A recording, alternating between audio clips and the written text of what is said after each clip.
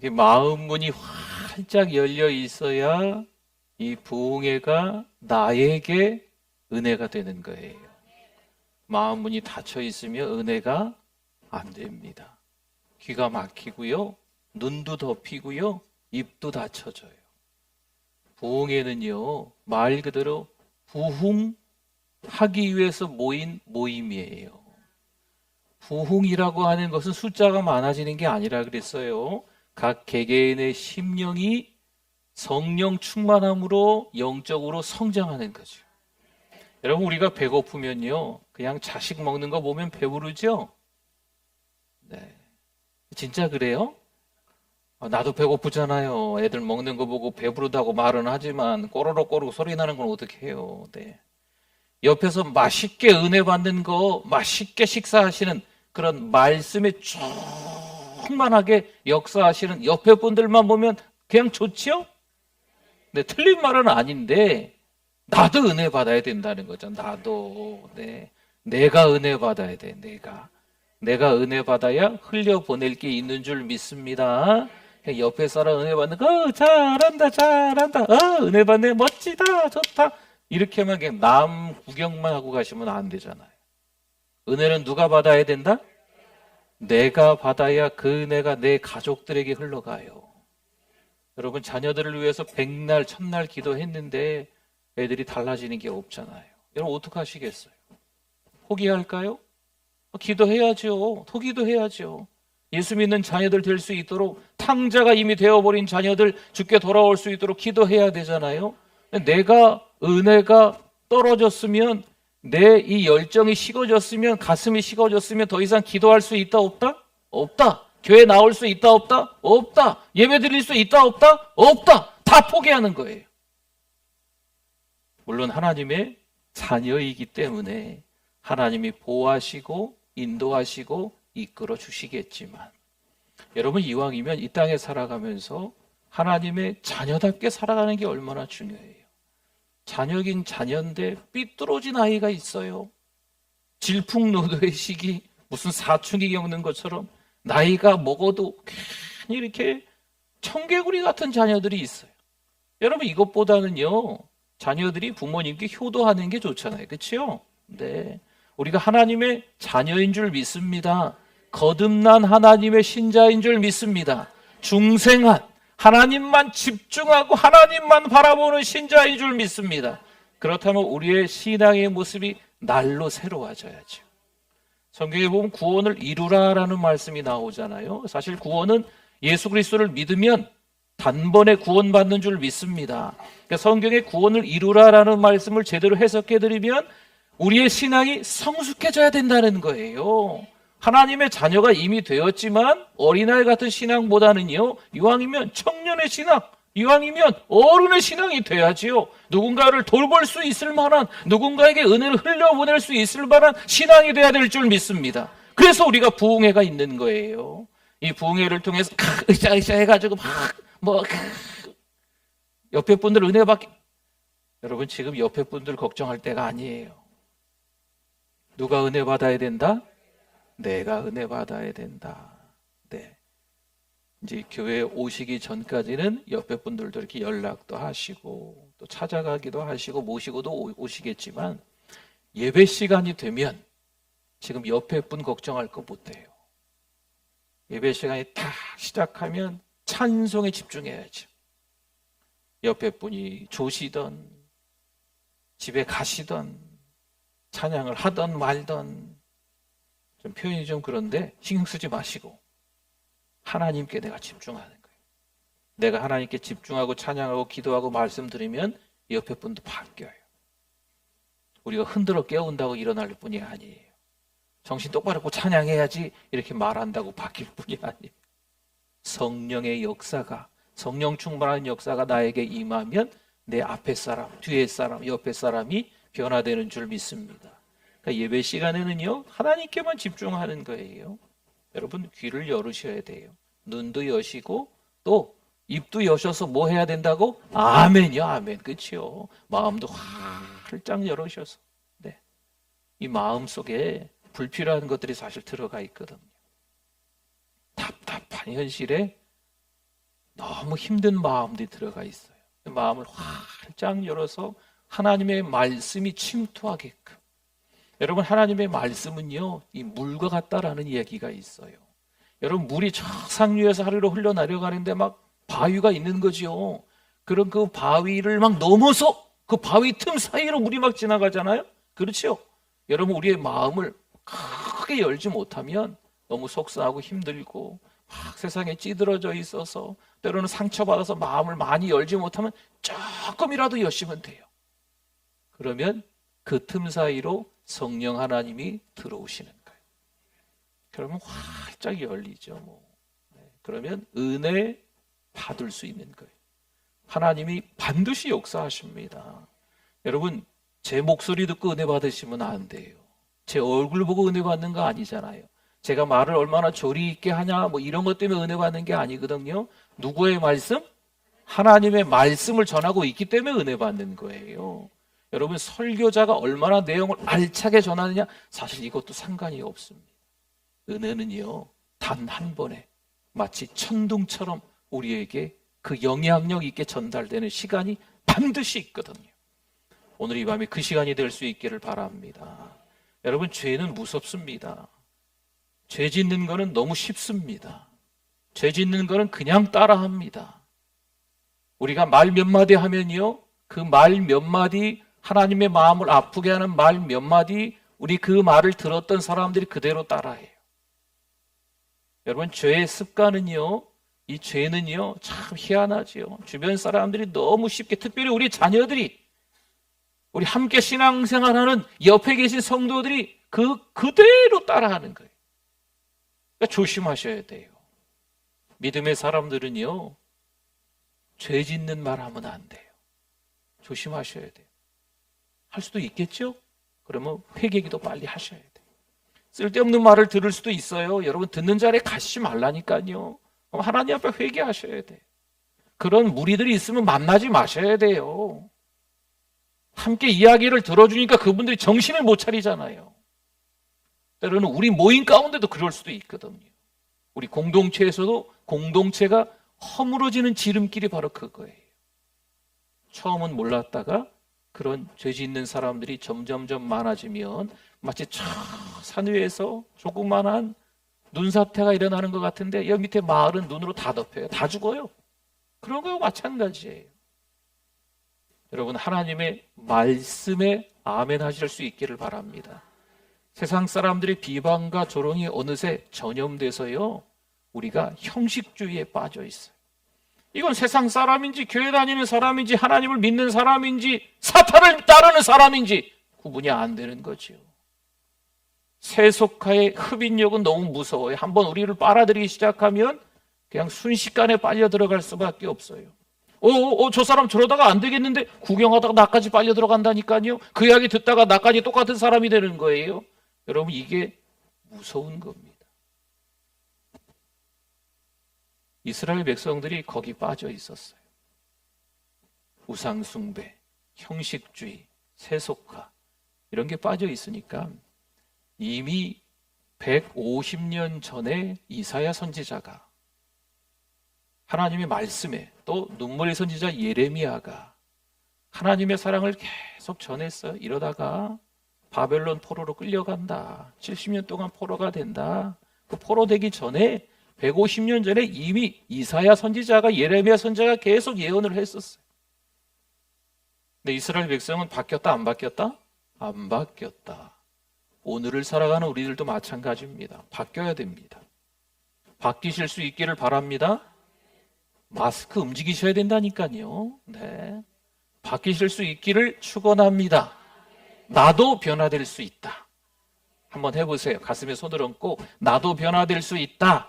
나도 변화될 수 있다. 할렐루야.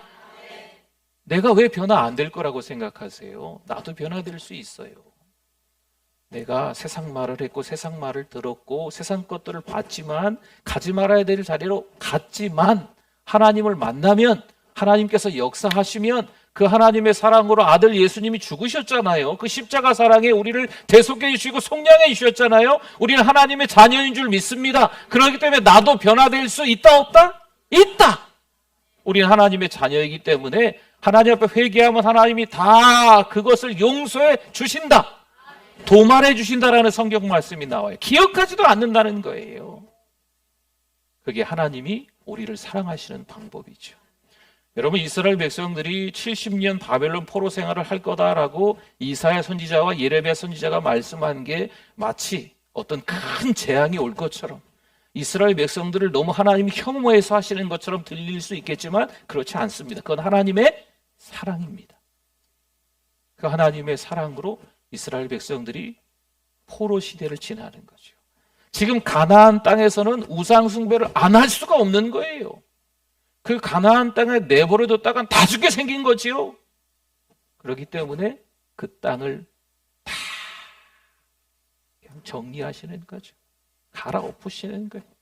그리고 사람들을 또 끌어내서 다른 땅으로 보내서 온갖 시련들을 겪게 하면서 거기서 누가 떠오르게 하는 거예요?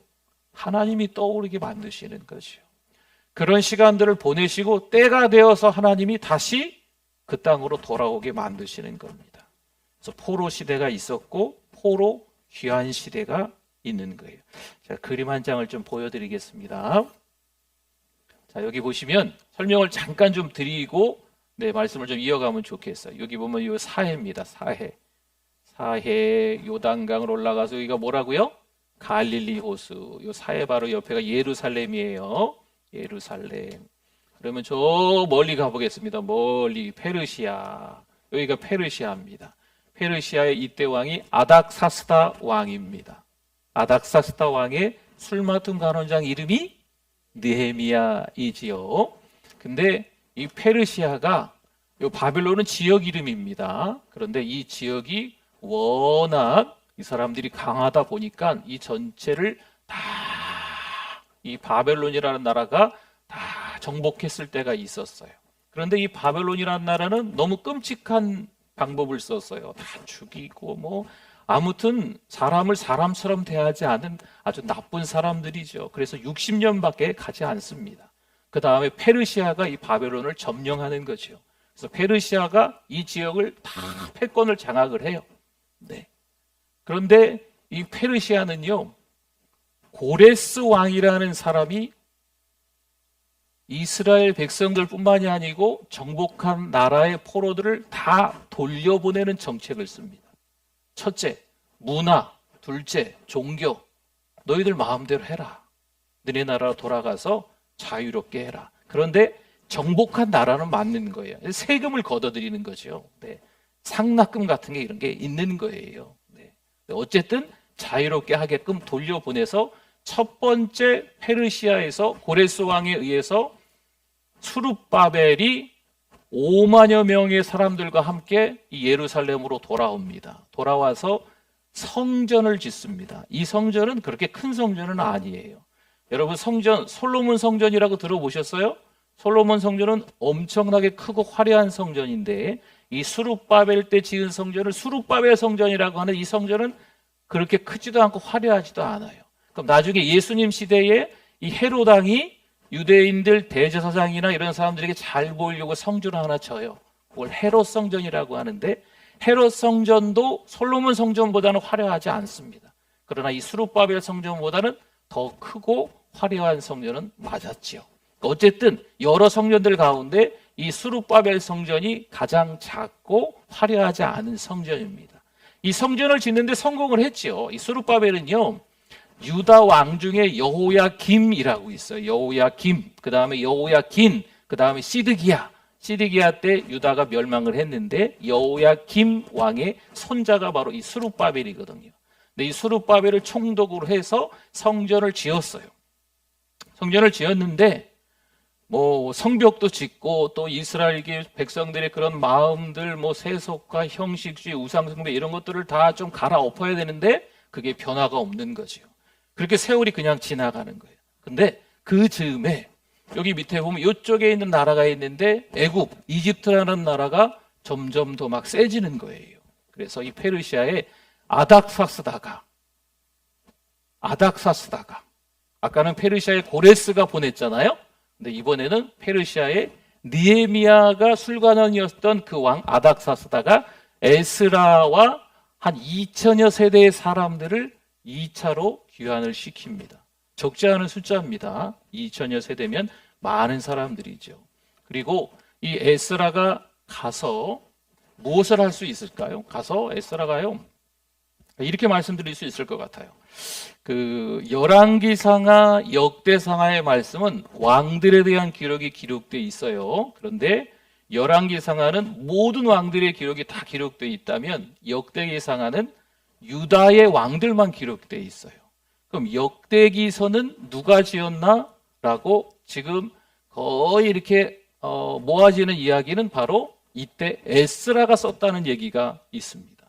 근데 이 에스라가 쓴 이 역대기서에는 유다 왕들의 기록만 적혀 있고, 그리고 성전 중심, 그리고 예배 중심에 대한 메시지가 이 왕들에 대한 기록들이 계속 이어지는 것을 볼 수 있어요. 그러니까 이 지금 에스라는요, 그런 마음이 있는 거예요. 에스라는 목사님입니다. 목사님, 제사장, 또 학자이기도 하지요. 그러니까 이 에스라 목사님은 그런 마음으로 같이 돌아온 사람들과 함께 변화를 시켜보려고 하는데 이게 안 되는 거죠. 여전히 이 위쪽에 있는 사마리아 사람들이 계속 공격해 들어오는 거예요. 그래서 이때 당시에 총독이었던 르훔, 이때 당시에 서기관이었던 심세라는 사람이 이 사마리아 사람들과 함께 아닥사스다 왕에게 막 편지를 보내는 거죠. 이 에스라가 성벽을 짓고 나서 아마 세금을 안 낼 것 같다. 그리고 반역을 할 사람처럼 보인다. 막 이렇게 말도 안 되는 이야기를 해서 이 아닥사스다 왕이 군사를 보내서 성벽을 짓지 못하게 합니다. 그럼 성벽에 대한 실패가 된 거죠. 성벽을 짓지 못하는 거예요. 그 다음에 우리가 잘 아는 페르시아의 느헤미야가 이제 세 번째로 귀환을 하려고 하는 거예요. 이때 당시에 이 에스라 시대에만 해도요, 지금 뭐 위쪽도 그렇고 아래쪽도 그렇고 막 정신없는 거죠. 그러니 이 페르시아의 아닥사스다 왕이 너무 두려운 마음이 있었어요. 이때 당시에 총독이 한번 반역을 한 적이 좀 있었거든요. 그리고 나서 항복을 하고 돌아왔지만 못 믿겠는 거예요. 그래서 이 예루살렘을 다스릴 제대로 된 신뢰할 만한 총독을 보내고 싶은 마음이 이 아닥사스다 왕에게 있는 거지요. 근데 믿을 만한 사람이 어디 있겠어요? 근데 마침 아닥사스다 왕 앞에 수심이 잔뜩 낀 느헤미야가 들어와서 고국으로 돌아가고 싶다 그러는 거죠. 그럼 네가 가라. 네. 그래서 느헤미야가 적지 않은 사람, 많지는 않은데 이 적은 사람들과 함께 돌아와서 이제 그 다음에 이제 느헤미야 1장부터 차례차례 이제 그런 내용들이 이제 기록이 되어 있는 겁니다. 대략적으로 흐름을 아셨죠? 네네. 그래서 말씀을 더 보도록 하겠습니다. 유명한 전도자 요한 웨슬레의 집에 청년 강도가 들어왔습니다. 요한 웨슬레 아시죠? 찰스 웨슬레, 요한 웨슬레 형제잖아요. 웨슬레는 자기 지갑에 있었던 돈 모두를 꺼내어서 이 도둑에게 주면서 말을 하는 거예요. 이걸 당신이 훔쳐가는 게 아니고 내가 준 걸로 합시다. 도둑은 뭐 이리나 저리나 알았다고 받아가지고 다시 도망가려고 하는데 다시 도둑을 부르는 거죠. 내가 선물이 하나 또 있으니까 이 선물 가지고 가시라고. 그래서 그 선물을 확 뺏어가지고 이 도둑이 도망을 갔습니다. 수년이 지났습니다. 어느 집회에서 웨슬리가 그를 다시 만나게 됩니다. 얼굴을 잘 기억 못하죠, 웨슬리는요. 근데 이 청년은 그 얼굴을 알고 있는 거지요. 웨슬리 목사님, 제가 몇 년 전에 목사님에게 선물을 받은 적이 있습니다. 여기 제가 그 받은 선물 곱절을 드리겠습니다. 하면서 이 받은 선물의 2배로 다시 웨슬리 목사님에게 드리면서 하나님의 일을 하시는 데 있어서 사용해 달라고 이야기를 합니다. 그때 목사님이 주셨던 그 책, 성경책 제가 읽어가면서 예수님을 믿고 변화되었습니다. 새 사람이 됐습니다. 이제 목사님을 따라다니면서 동역하고 싶습니다. 목사님 좀 허락해 주세요. 라고 그가 그러는 거죠. 여러분, 이게 하나님 말씀의 능력인 줄 믿습니다. 하나님의 말씀은요, 이게 아무것도 아닌 것처럼 생각 들어지십니까? 아니에요. 하나님의 말씀은 능력이 있어요. 구경만 하시면 안 돼요. 네, 말씀을 펼쳐서 읽으셔야 되고 예배에 나오셔서 말씀에 대한 해석을 귀 기울여서 잘 들으셔야 되는 거예요. 사람의 말이 참 힘이 있습니다. 사람의 말 한마디 때문에 막 부글부글 했다가 또 위로가 됐다가 죽이기도 했다가 살리기도 했다가, 사람의 말도 그런 힘을 가진다면 하나님의 말씀의 힘은 어떨까요? 성경은 우리가 살고 있는 이 세상이 말씀으로 지어졌다라고 증언하고 있습니다. 그리고 동일한 말씀으로 만물이 보존되고 지탱되고 있다 가르치고 있습니다. 성도는 말씀을 통해 예수님을 만나고 변화되고 거듭나는 줄 믿습니다. 하나님의 말씀으로 살아가야 되는 거죠. 말씀을 통해 영적으로 자라가서 하나님의 사람이 되어가야 되는 줄 믿습니다. 이번 느헤미야 부흥회, 말씀 부흥회를 통해서 여러분, 우리가 다시 한번 하나님과 더 가까워졌으면 좋겠어요. 예루살렘 사람들이 큰 환난과 능력을 받고 있어요. 성은 회파되고 성문은 다 타버립니다. 그러나 하나님의 은혜로 수많은 주변의 방해들을 뚫고 성벽이 재건이 되는 거죠. 그러니 어떨까요? 이 예루살렘 자체가 790m 높은 곳에 있고 뺑 둘러서 4km쯤 되는데 성벽을 다 짓는 거죠. 그리고 문자까지 딱 달았어요. 아주 튼튼한 근거지가 되는 거죠. 얼마나 안심이 되겠습니까? 외적으로 모든 것이 잘 된 것처럼 보입니다. 문제가 전혀 없는 것처럼 보입니다. 그러나 그들의 내면과 영혼은 여전히 피곤하고 기갈한 상태예요. 여러분, 교회를 열심히 다닌다고는 다녔는데 피곤해요. 신앙생활을 열심히 해서 교회에서 뭐라 불리고 인사도 받는 것처럼 보이는데 내 영혼의 상태는 바닥을 치고 있는 거죠. 예배를 잘 드리고 있는 것처럼 보이지만 하나님의 말씀이 들어오지 않으면 예배의 실패자입니다. 1절 한번 볼까요? 오늘 1절 읽었었잖아요. 이스라엘 자손이 자기들의 성읍에 거주하였더니 7째 달에 이르러 모든 백성이 일제히 수문학 광장에 모여 학사 에스라에게 여호와께서 이스라엘에게 명령하신 모세 율법책을 가져오기를 청하매 아멘. 7째 달 첫날은요, 우리나라가 정월 초하로 있는 것처럼 7째 날 첫날이 이 사람들은 새해입니다. 새해 첫날에 하나님의 말씀을 낭독하는 시간이 있는 것이죠. 에스라 목사님을 쓰셔서 그들의 믿음을 재건하는 일을 하시는 거예요.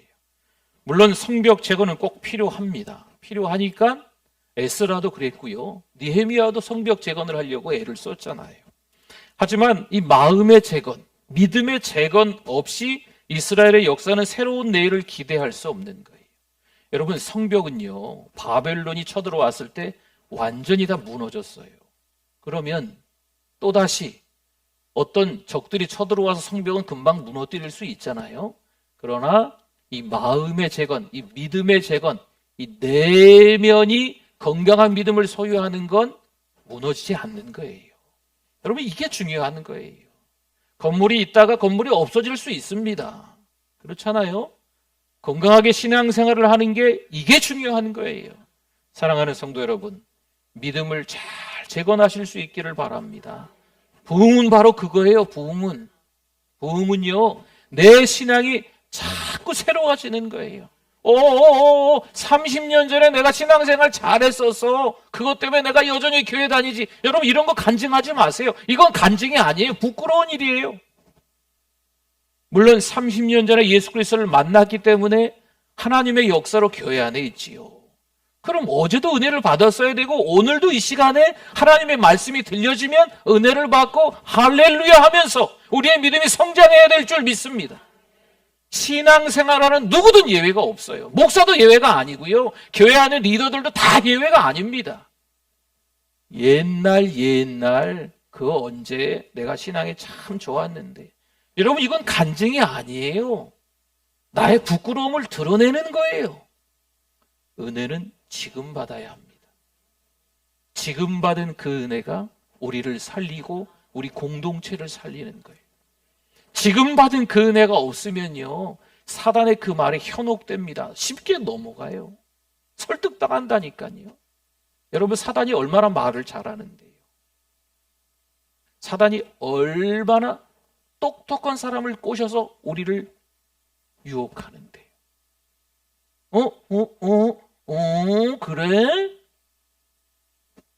같이 추임새 넣고 있어요, 우리가. 하나님께서 우리 영적 건강을 위해 성경책을 주셨다면 여러분 이 말씀을 잘 읽으셔야 됩니다.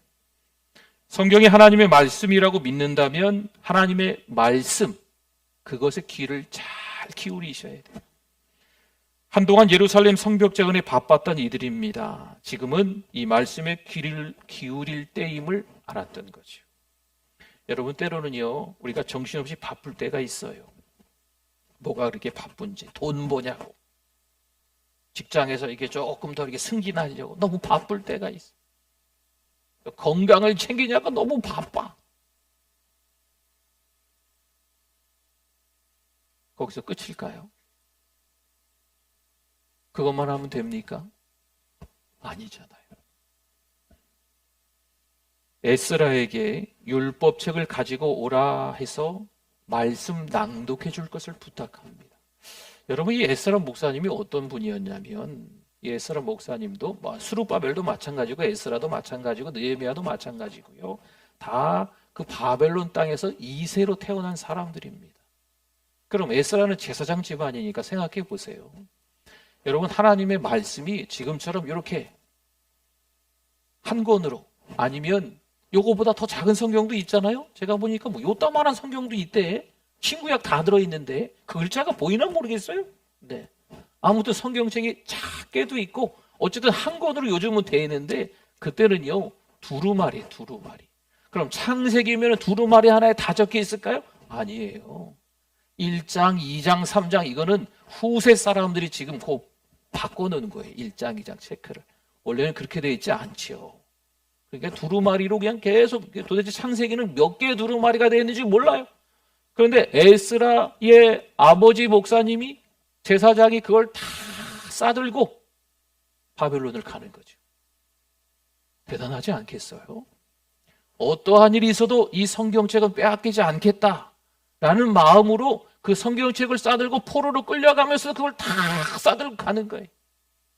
그리고 거기서 에스라가 태어나고 다시 이 에스라가 이 성경책을 다 싸들고 돌아올 때 가지고 온 거죠.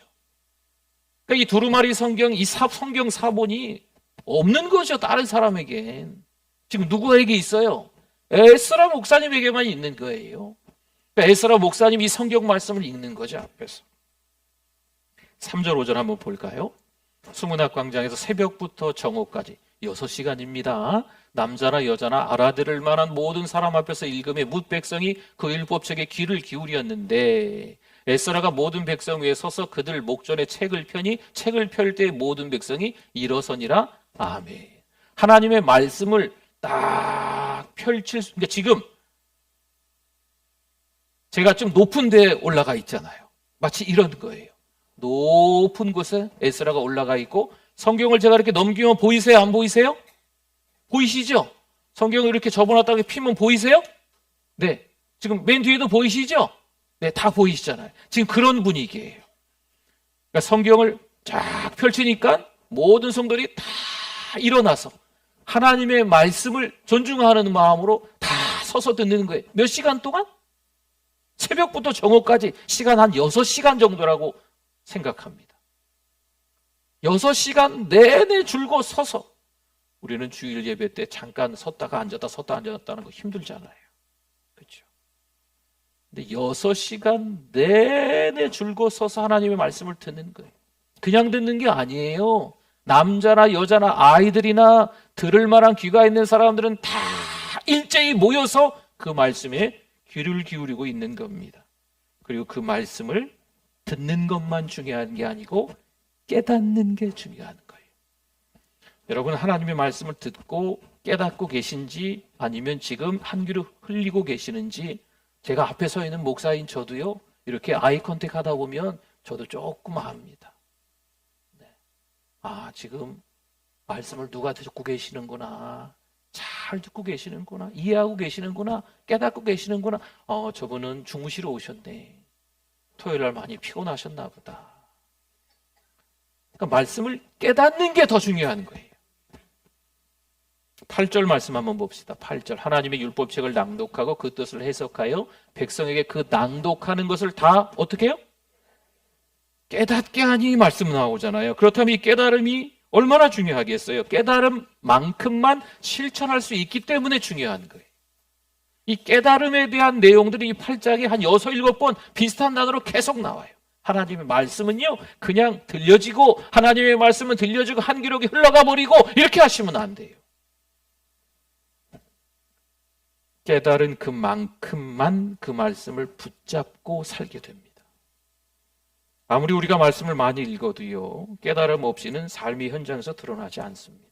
그래도 내가 지금까지 수십 년 신앙생활을 하면서 1년에 예배를 얼마나 많이 드렸는데, 지금 10년, 20년, 30년, 40년, 50년 얼마나 많이 예배를 드리고 얼마나 많이 성경을 읽었는데, 중요합니다. 맞는 말씀이세요. 예배를 많이 드리고 성경을 많이 읽는 거 필요합니다. 근데 그 예배를 통해서 은혜 받았습니까? 그 말씀을 읽으면서 깨달으셨습니까? 이 질문을 드리고 싶은 거예요. 예배를 통해서 흘러넘치는 은혜가 있어야 될 줄 믿습니다. 여러분, 그게 예배의 성공자예요. 할렐루야! 또한 하나님의 말씀을 들었을 때 그 말씀을 깨닫는 게 중요한 거예요. 아, 오늘 그 말씀이 나를 위로하는구나. 아, 오늘 이 말씀이 나를 채찍질을 하는구나. 이 말씀을 통해서 내가 깨닫고 있는 거죠.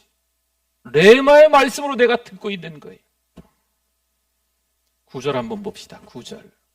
백성이 율법의 말씀을 듣고 어떻게 했어요? 다 우는지라. 충동 느헤미야와 제사장 겸 학사 에스라와 백성을 가르치는 레위 사람들이 모든 백성에게 이르기를 오늘은 너희 하나님 여호와의 성일이니 슬퍼하지 말며 울지 말라 하고 아멘. 지금 이 분위기가 어떤 분위기냐면요, 지금 모여있는 사람이 너무나도 많이 모여있어요. 그래서 대략 이렇게 성경학자들이 얘기하는 거 아니에요. 부채꼴 모양으로 이렇게 다 서 있는 것 같아요. 그리고 이 앞에서 이제 에스라 목사님이 성경을 읽는 거죠. 성경을 읽으면 중간중간에 레위 사람들이 있는 거예요. 그리고 그 레위 사람들이 그 성경을 다시 얘기해 주는 거예요. 정신 없을까요? 정신 안 없을까요? 정신 없겠죠. 그러나 그 말씀을 중간중간에 옮기는 레위 사람들과 다 호흡이 맞는 거예요. 그러니 정신이 없는 게 아니에요. 그 많은 사람들에게 끝까지 다 전달하는데 중간중간에 레위 사람들이 있어서 그 하나님의 말씀을 에스라가 낭독하면 또 듣고 그걸 또 이야기해주고, 그 레위 사람들이 계속 그렇게 이야기해주는 거예요. 중간중간에 있는 백성들을 위해서. 근데 그 말씀이 얼마나 잘 전달이 됐으면 그들의 이 마음이 움직이겠어요.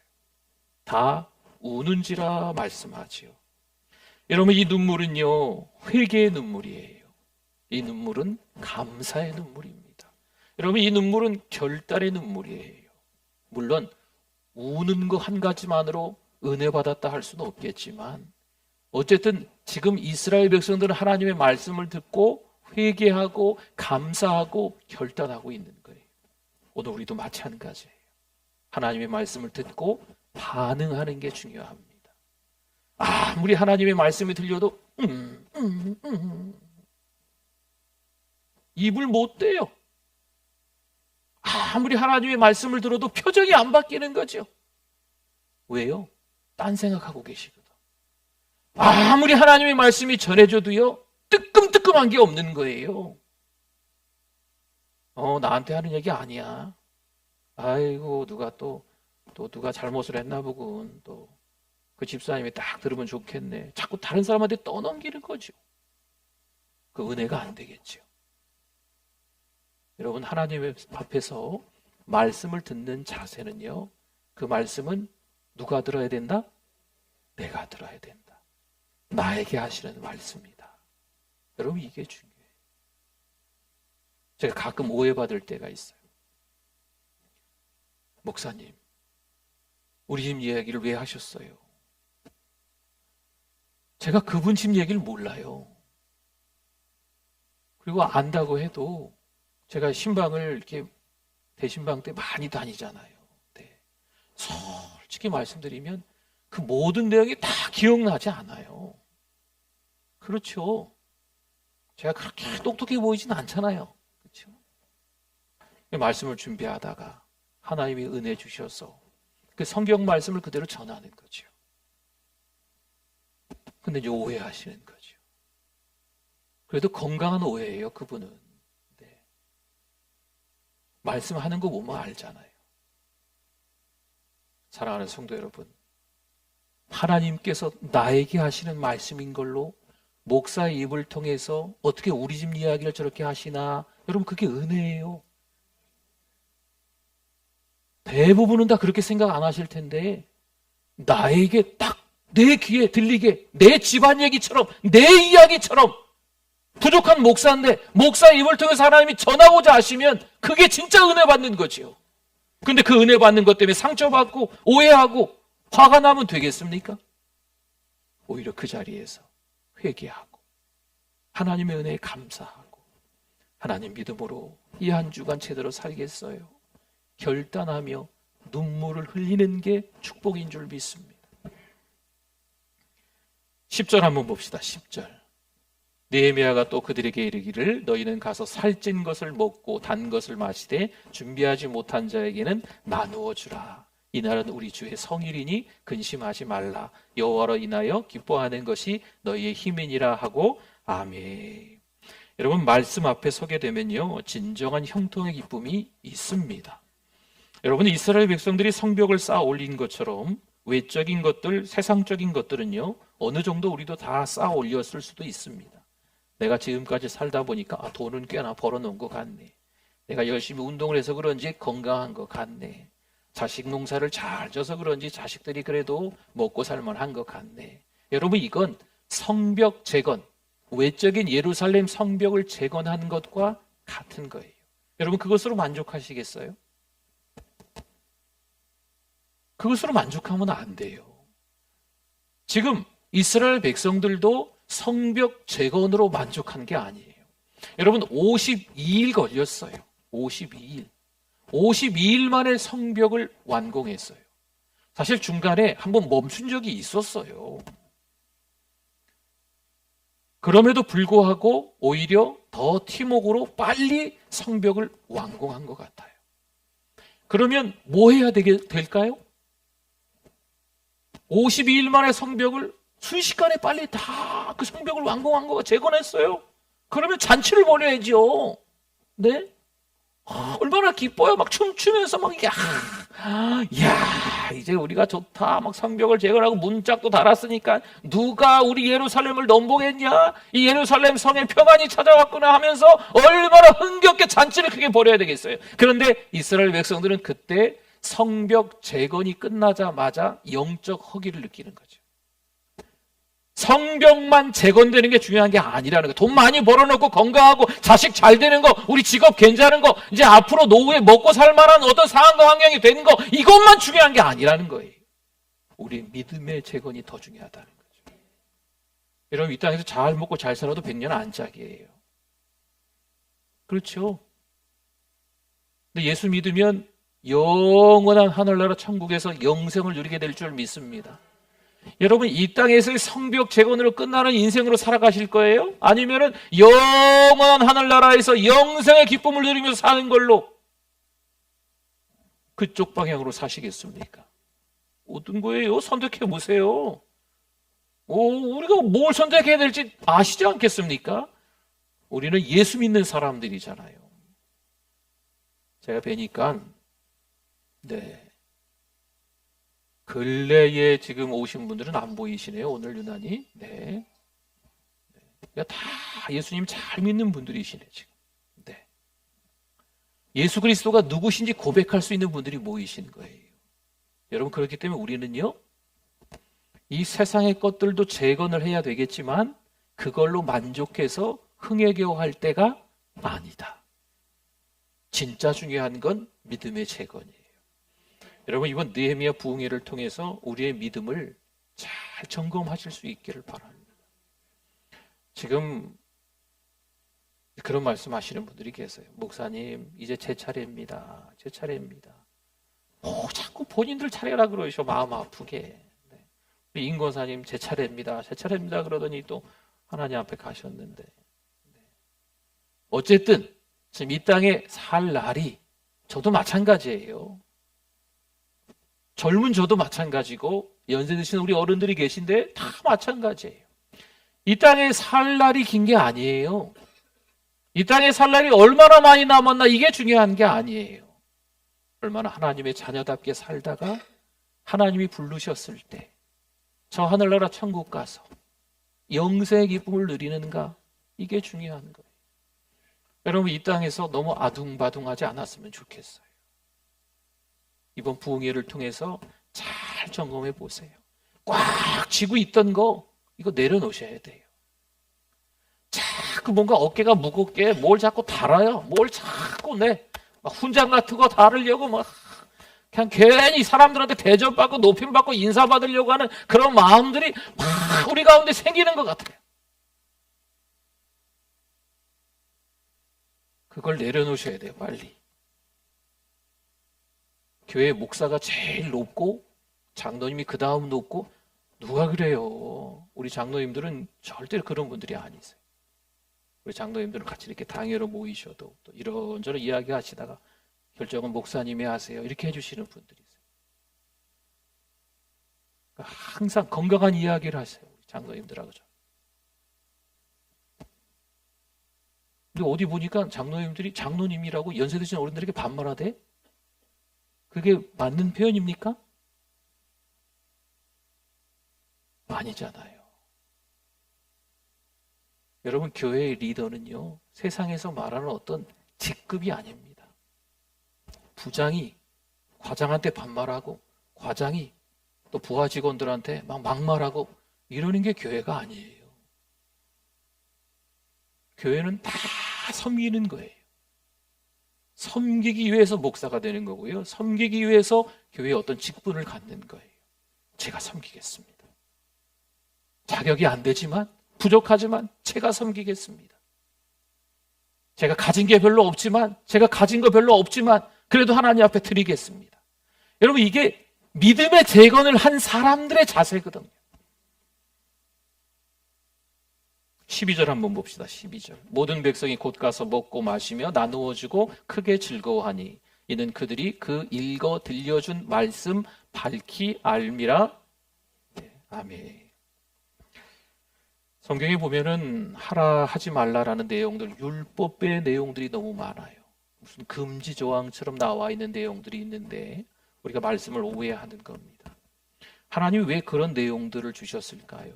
왜 이사야 선지자와 예레미야 선지자를 통해서 이스라엘 백성들에게 너희들 회개하라. 그렇지 않으면 포로로 끌려갈 거다. 그 바벨론 땅에서 너희 자손들이 환관이 될 거다. 막 이런 얘기를 왜 하셨냐고요. 그 이스라엘 백성들을 뭐 하시기 때문에? 사랑하시기 때문에. 율법을 주는 것도 마찬가지예요. 여러분 천지 만물을 지으신 하나님께서 피조물인 우리인데 우리에게 사랑하신다고 애걸하시는 거죠. 우리가 뭐라고? 하나님의 사랑의 표현들인 거예요. 그게 하나님의 말씀을 통해서 그 하나님의 마음을 깨달아 아실 수 있기를 축원합니다. 아멘. 하나님의 말씀이 축복의 말씀이에요.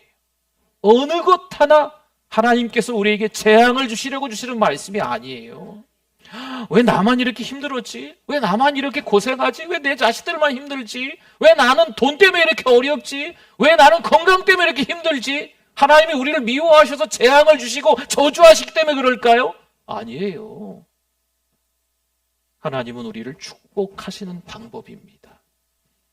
어느 날 병원에 갔는데 암이라고 하는 거죠. 여러분 얼마나 놀라셨을까요? 그런데 암 초기라는 거죠. 재앙처럼 보이지만 여러분 이건 축복이에요. 그렇잖아요. 자식이 무슨 시험을 봤는데 떨어졌어요. 당장 너무 속상할 수 있겠지만 하나님은 다른 길을 열어주신다? 아멘이잖아요.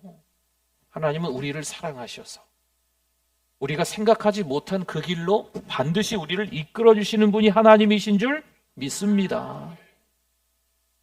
여러분 잘 따라와 주고 계시죠? 네, 하나님은 그런 하나님이세요. 말씀을 통해서 그걸 깨달아야 돼요. 여러분 그냥 맹숭맹숭 성경을 넘어가면서 읽으면요, 물론 성경을 한 번 읽고 두 번 읽고 이런 것도 필요하긴 하겠지만 전혀 깨달아지지 않으면 이거 뭐 아무런 능력이 없는 거예요. 말씀의 힘을 모르는 거예요.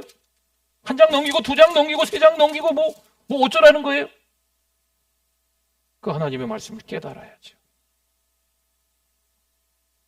그 예배 시간에 오셔서 하나님의 말씀에 귀 기울이셔야 돼요. 아, 지난번에 읽은 느헤미야 말씀이 이런 말씀이었구나. 이번에 그 깨달음이 있기를 축복합니다. 에스라 7장 10절을 한번 볼까요? 에스라가 여호와의 율법을 연구하여 준행하며 율례와 규례를 이스라엘에게 가르치기를 결심하였었더라. 아멘. 느헤미야의 비전이 성벽 재건이라면 에스라의 비전은 믿음의 재건, 마음의 재건입니다. 그러나 에스라는 먼저 말씀을 자기 삶에 적용하고 순종하는 일에서부터 시작하는 거죠. 여러분 이게 중요합니다. 한 사람의 순종이 역사를 바꾸기 시작하는 거예요. 오늘 우리 안에서 일어나는 말씀의 부흥은요, 새 시대를 가져오는 씨앗이 됩니다. 하나님의 말씀을 내가 잘 듣고 깨달으면 그 말씀이 누구에게 전달이 될까요? 내 자식에게. 그 말씀이 누구에게 전달될까요? 우리 믿음의 후배들에게, 다음 세대에게 전달이 되는 거예요.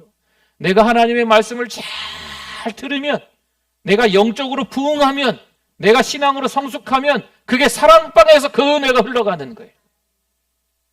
외우고 있는 거 달달달달달 얘기하는 거는 은혜가 안 됩니다. 그 말씀의 뜻을 알아야지요. 그 말씀을 깨달아야지요. 그래야 그 말씀이 잘 요리가 돼서 아주 맛있는 음식이 돼가지고 내 자녀들이 먹는 거예요. 달고 오묘한 하나님의 말씀으로 사랑방 식구들이 도전을 받는 거죠. 앵무새처럼 그냥 똑같이 말하는 거, 이건 은혜가 아닙니다. 나에게 주신 하나님의 말씀을 내가 소화를 잘 해가지고 그 은혜를 나누는 거죠.